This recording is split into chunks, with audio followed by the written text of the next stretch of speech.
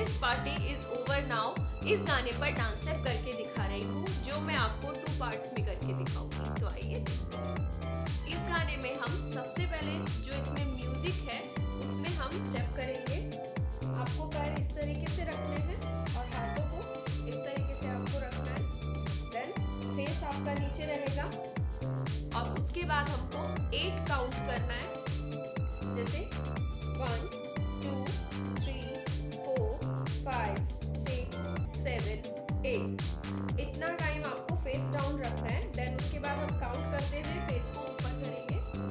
1 2 3 4 5 6 7 8।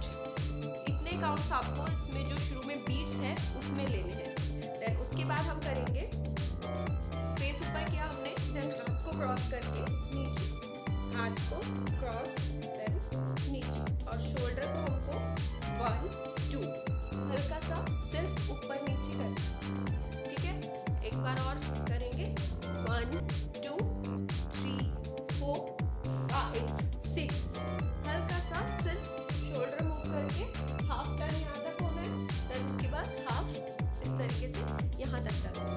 Then उसके बाद हमको करना है